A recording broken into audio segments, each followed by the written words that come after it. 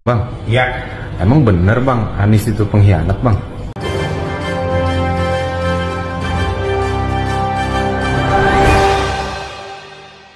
Assalamualaikum warahmatullahi wabarakatuh.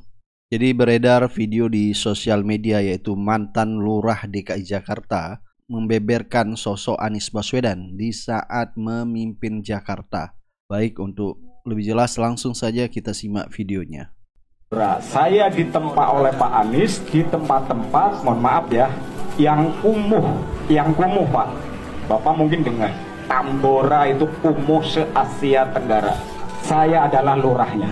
Alhamdulillah dengan tekad saya, dengan apa yang diberikan ilmu oleh Pak Anies, saya bisa melaksanakan, akhirnya sempurna bakti tanpa masalah. Anies itu orangnya, mohon maaf Pak, gak pernah marah, gak pernah nunjuk-nunjuk anak buah. Hai lurah, hai camat, wali kota, tidak pernah. Santun banget Pak. Saya yang ngalamin Pak. Saya saksi hidup Pak Anies adalah jiwa pemberani, tegas dan amanah. Demi Allah saya tidak mengada-ada, karena saya adalah anak buah beliau. Jadi tahu persis kemana Pak Anies langkahnya. Di Tomang kebakaran 3 RW, saya lurahnya Pak Anies bukannya marahin ke saya, malah ngelus-ngelus saya. Sabar Pak Lurah, ini adalah musibah. Beliau langsung menyumbang semen 1000 sak untuk warga kebakaran di wilayah Tomang. Para lurah, para camat, para wali kota, kalau kedatangan beliau ke daerah Pak, ada rasa adem terguyur di kepala. Anyep, enak Pak bahasanya Pak. Terus terang saja, saya mengalami 4 kali gubernur, tapi saya bisa merasakan gubernur Pak Anies lah ya. Mudah-mudahan beliau dengan Pak Muhaimin bisa pegang RI 1. Insya Allah masyarakat sejahtera. Saya jamin Pak Anies tidak akan bohong dengan janji. Jadi mantan lurah ini mengungkapkan sosok Anies Baswedan yang menurutnya tidak pernah marah ya. Bahkan komunitas Tionghoa di Jakarta merasakan sendiri apa yang terjadi di Jakarta selama Anies Baswedan tidak memimpin di Jakarta. Dan ini langsung diungkapkan orang Tionghoa yang ada di Jakarta. Saya dari komit ya mengadakan acara ini karena apa? Karena sebetulnya selama bertahun-tahun pada waktu Pak Anies menjadi gubernur, kami merasakan payung perlindungan yang luar biasa. Kami bisa berkehidupan sehari-hari, mencari mata pencarian dengan tenang, suasana juga tenang, tidak ada drama, semua serba sejuk. Sehingga sebetulnya secara egois kami merasa kehilangan seorang sosok Anies Baswedan. Sosok yang demikian sebelumnya kita dengar dengan berita-berita yang luar biasa yang kata demikian radikal atau segala macam. Ternyata apa yang kami lakukan, saya Tionghoa, saya Katolik, jadi saya bisa merasakan sendiri apa yang terjadi. Dan kenyataannya saya begitu kaget pada waktu hari Natal, tiba-tiba ada Christmas Carol. Dan mereka yang bernyanyi pun sudah memberitahu. Mereka bernyanyi dengan tenang, tidak ada gangguan, tidak ada cacian, tidak ada ancaman. Semua baik. Dan akhir kata makanya kami dengan Bapak Anies Baswedan mempunyai ikatan psikologis, berasa kangen terus. Sehingga kami bersyukur Bapak Anies Baswedan hari ini bisa datang, dan kami berdoa semoga bukan kami saja yang merasakan, bahkan kami sekarang kehilangan sosok tersebut. Kami berdoa semoga Bapak Anies Baswedan bisa memberikan rasa sejuknya ke seluruh Indonesia, bisa menyetarakan semua rakyat Indonesia. Itu saja, dan semoga apa yang kami harapkan itu Tuhan juga mendengar, semesta juga mendengar, demi kebaikan dan keadilan rakyat Indonesia secara keseluruhan, adil, rata, sama rata semua. Nah, ada tudingan bahwa disebut Anies Baswedan pengkhianat, sehingga Arief Puyono yaitu mantan daripada kader Gerindra membeberkan bahwa siapa yang sebenarnya pengkhianat. Bang, ya, emang bener bang, Anies itu pengkhianat bang? Atau siapa? Itu Demokrat bang, teriak-teriak terus bang. Gak sidik gak mana gitu kata SBY gitu. Iya, kayaknya sedih. Gini loh, ya kalau ngomong itu ngaca, ya jejak digital atau rekam jejak di media digital itu gak bisa hilang mas. Sekarang ya kalau kita lihat flashback ke belakang, terbentuknya koalisi perubahan, PKS, Nasdem, Demokrat. Pernah nggak Nasdem sama PKS itu setelah mencalonkan Anies sebagai capresnya bertemu dengan partai-partai di luar koalisinya secara formal? Enggak sih bang. Kan nggak pernah. Nah, tapi si AHY coba cek jejak digitalnya, bertemu Mbak Puan di Senayan, langsung terlontarlah kata-kata Mbak Puan, bisa saja AHY jadi cawapresnya ya kan? Tetap dagang ya bang ya. Kan? Terus Demokrat mengundang Partai Gerindra kemana? Ke kantornya kan? Ya. Lalu ada kata-kata dari Sekjen Gerindra, kalau bisa ya Demokrat berkoalisi dengan Gerindra, ya kan? Lalu Prabowo menemui SBY di Pacitan, ya kan? Bener nggak? Betul. Jadi yang berkhianat siapa? Pernah nggak Surya Paloh misalnya bertemu Megawati setelah mendeklarasikan Anies secara resmi sebagai capres? Pernah nggak? Pernah.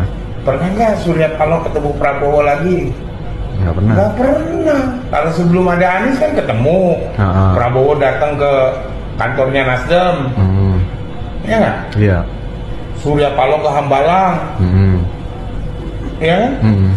Nah sekarang salah. Benar sekali apa kata Arief Puyono ya. Sebenarnya yang dianggap pengkhianat itu adalah Demokrat. Jadi Demokrat sekarang seperti melakukan fly victim di sosial media. Bahkan istri daripada AHY sampai mengatakan bahwa Anies Baswedan justru tidak beretika dan dianggap pengkhianat. Tetapi Arief Puyono membongkar fakta bahwa yang sebenarnya pengkhianat itu adalah Demokrat. Baik, coba kita lihat ya komentar dari netizen terhadap Anies Baswedan.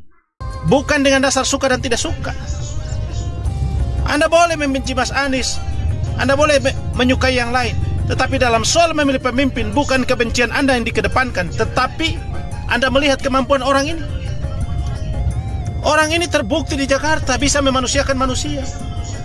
Anda lihat orang-orang yang menangis menderita karena digusur, dikejar-kejar Satpol PP. Begitu Mas Anies jadi gubernur, mereka mendapatkan hak-haknya. Mereka hidup tenang, mereka diberi tempat tinggal, mereka tidur dengan nyaman dan keluarganya, anak-anak mereka bisa sekolah, mereka bisa mencari dengan tenang, tidak dikejar-kejar. Ini pemimpin yang kita cari. Anda ini bagaimana? Anda jangan membiarkan nasib Anda yang sulit itu, ya, dipolitisasi oleh mereka yang hidupnya bahagia. Kita ini keluarga-keluarga yang susah. Kita ingin hidup kita diperbaiki dengan apa? Dengan memberi kita lapangan pekerjaan, memberi kita kesempatan kerja, supaya kita punya pendapatan. Mereka yang hari ini jual kekuasaan, yang ada dalam kekuasaan, mereka sedang berjuang membela keluarganya, keluarganya makmur, makan enak, Anda makan susah. Kenapa Anda bela mereka? Kenapa Anda ikut-ikutan membela keluarganya? Dia memperjuangkan keluarganya jadi pejabat, kok Anda ikut-ikutan? Dia kong kali kong untuk terus mempertahankan jabatannya untuk kemakmuran dia. Kenapa Anda ikut-ikutan? Anda ini bagaimana? Anda lihat orang-orang itu, mereka semua punya hubungan apa? Hubungan politik dan hubungan uang, hubungan kekuasaan, hubungan cari makan. Dan mereka gampang cari makannya karena mereka punya kekuasaan, memanfaatkan seluruh perangkat negara untuk mereka makan di situ. Sementara kita, karena itu kita butuh presiden yang punya hati, yang tahu bagaimana mengasah keadilan, yang tahu bagaimana memanusiakan manusia. Itu yang kita butuh.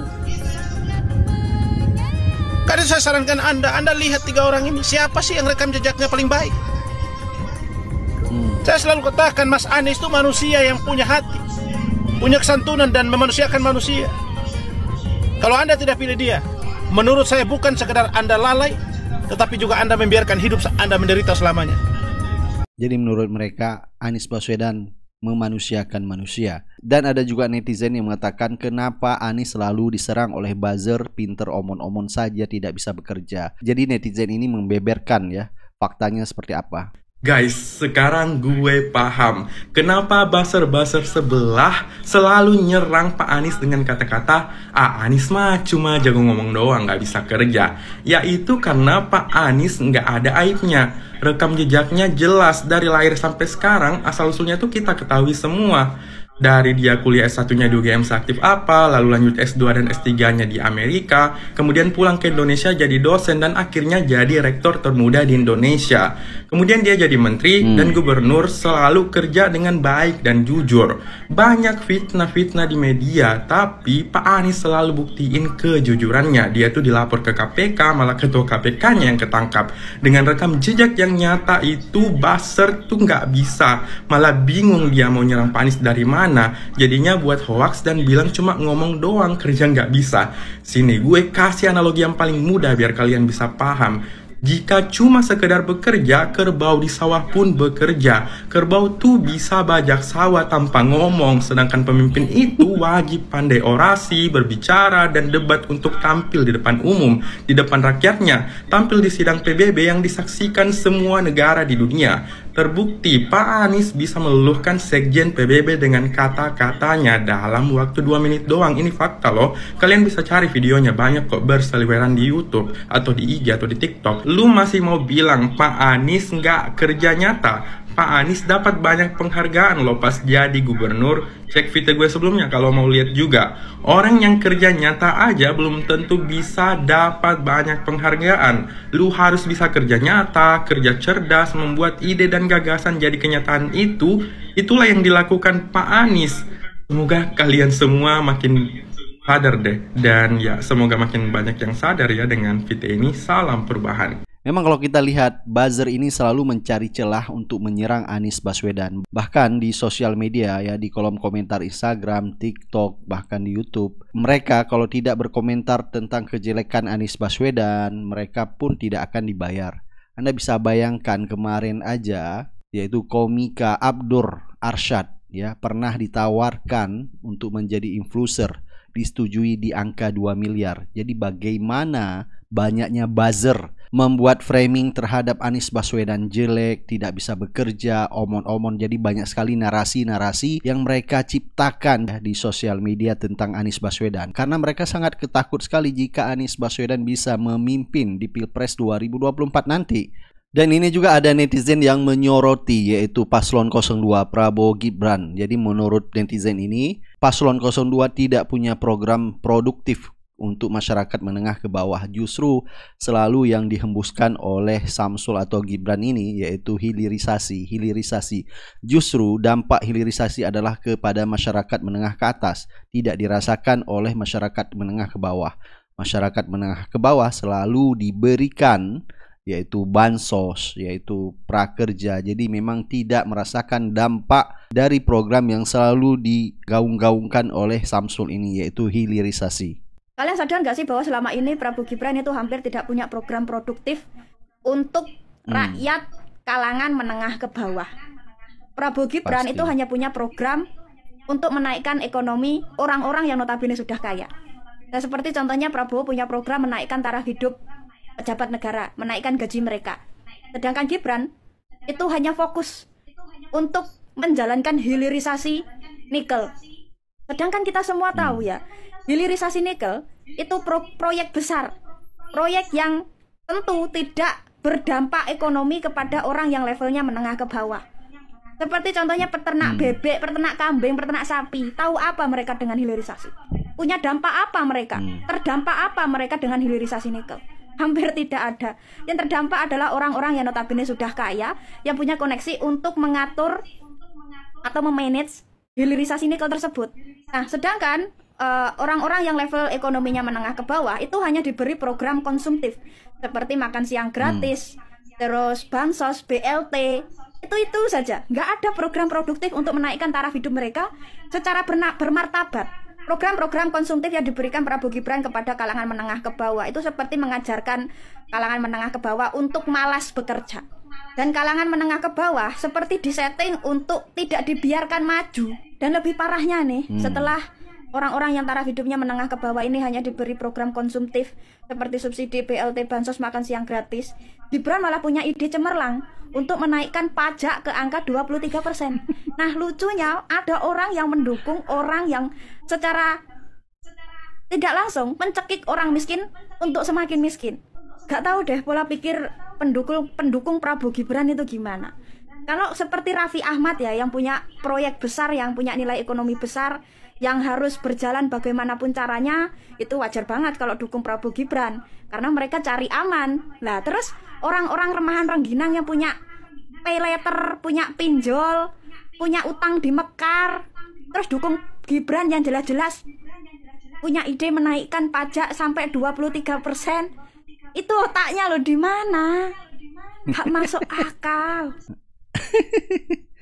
Jadi benar sekali ya fakta yang disampaikan oleh kakak tadi tentang paslon 02, karena disuguhkan gimmick-gimmick gemoy, jadi penuh dengan gimmick, padahal gagasan dan program yang ditawarkan ke masyarakat justru tidak memihak kepada masyarakat kecil. Nah, ini ada video juga dari netizen mengungkapkan realita di akar rumput atau di masyarakat.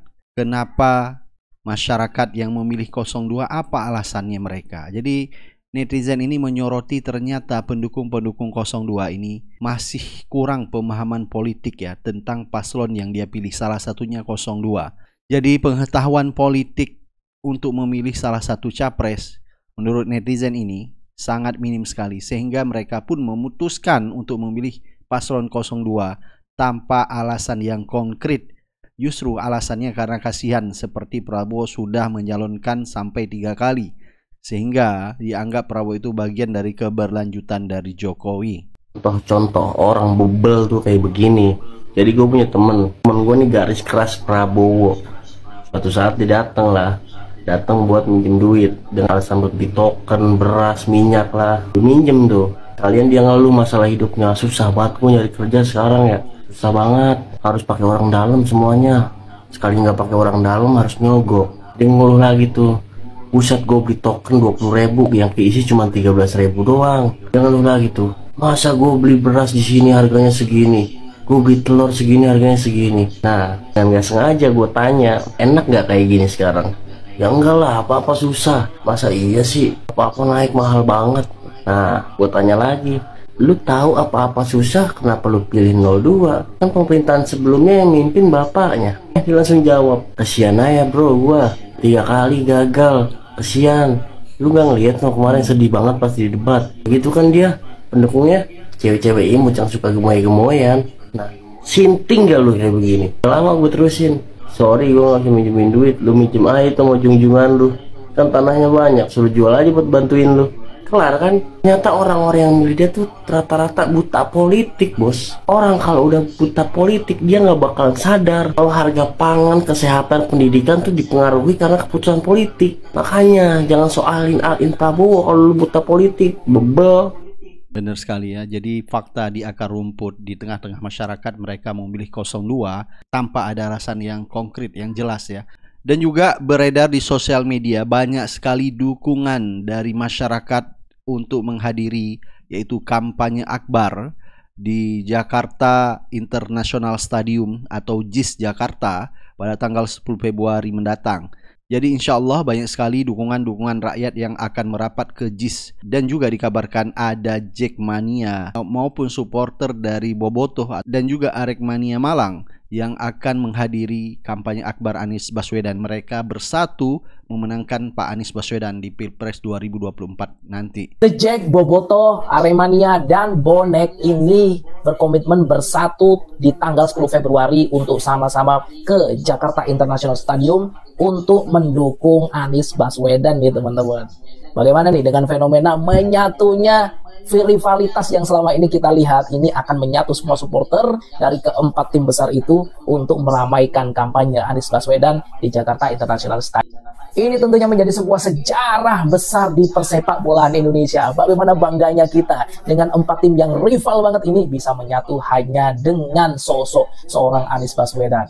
Ini menjadi sebuah apresiatif kita untuk persepak bolaan Indonesia yang sudah disatukan atas nama Anies Baswedan. Nah, yang perlu diperhatikan di sini jangan sampai ada penyusup provokatif di sini. Yang mana penyusup ini nanti bisa memprovokasi sehingga terjadi kerusuhan di dalam. Jangan sampai. Ayo semuanya, The Jack, Boboto, Bonek, dan Aremania, nanti di JIS kita harus benar-benar perhatikan siapa teman kita dan jangan sampai terprovokasi oleh siapapun karena bisa jadi itu adalah provokator penyusup. Salam terus, salam damai semuanya, salam maju persepak bolaan Indonesia, dan salam perubahan. Baik, sampai ketemu lagi di video selanjutnya. Assalamualaikum warahmatullahi wabarakatuh.